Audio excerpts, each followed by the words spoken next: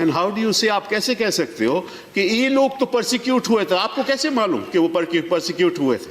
मैं उदाहरण देता हूं।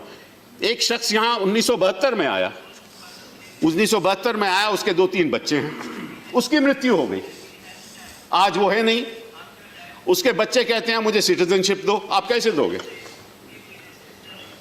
जिसकी मृत्यु हो गई वो तो कह नहीं सकता कि भाई वो प्रोसिक्यूट हुआ था, उसने कभी पहले कहा है भी नहीं। तो बच्चों को सिटीजनशिप कहां से मिलेगी? किस आधार पे दोगे आप? वो मापदंड क्या है? किसी ने कहीं गया है, बोला है? इन ये जो लाखों लोग हैं जिनकी आप बात करते हो, 19 लाख, चलिए 19 लाख की बात करते हैं, उनमें कितने हिंदू हैं? 5 लाख है, 6 लाख है, 10 लाख है, 12 लाख, उसके बारे में बात नहीं करूंगा मैं। लेकिन किस ऐसे हिंदू ने कहा है कि मैं परसिक्यूट हुआ था? आपको साहब बड़ी गलतफहमी है। उन्होंने मालूम क्या कहा है अपने लेगेसी पेपर्स में? कि मैं तो यहां का रहने वाला हूं। उन्होंने सब डिक्लेरेशन दी है कि मैं तो यहां का रहने वाला हूं। आप उसको इस विधेयक के द्वारा झूठ बुला रहे हो।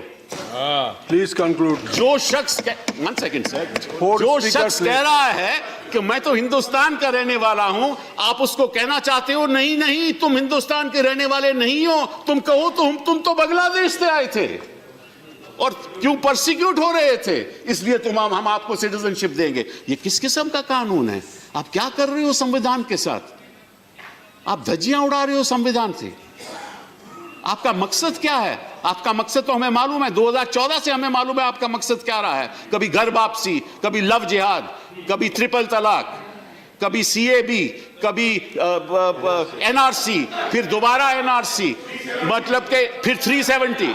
आपका लक्ष्य हमें मालूम है, आपका लक्ष्य मालूम है, आपका नजरिया भी मालूम है। आप नाम से, किसी के नाम से पता करना चाहते हो इस देश में वो रहेगा या नहीं रहेगा। आपने एक बड़ी आपत्तिजनक बात की शुरुआत में। आपने कहा कि वो जो मुसलमान यहाँ हैं उनको डर करने की जरूरत नहीं।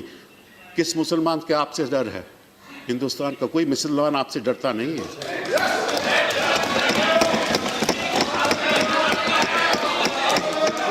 ना मैं डरता हूं, ना मैं डरता हूं, जहां इस देश के नागरिक डरते हैं, ना कोई मुसलमान डरता है। डरते हैं तो हम संविधान से डरते हैं, जिसकी आप धज्जियां उड़ा रहे हैं। दूसरी बात sir, just I am just finishing, just my third. There are 4 more speakers from your party. Sir, few minutes. 4 more Just give me, just third point, sir. They are targeting a community without naming it. In this bill, they are targeting a community without naming it. It violates the basic structure of the Constitution. It is divisive and exclusive. It will destabilize our polity, and 18 to 20 million people will not trust us. It weakens the foundation of our culture, of our beliefs, of our ethos. It has consequences that you can't even imagine. And this is part of your political strategy.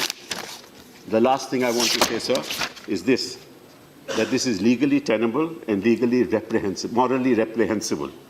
Those who have no idea of India cannot protect the idea of India.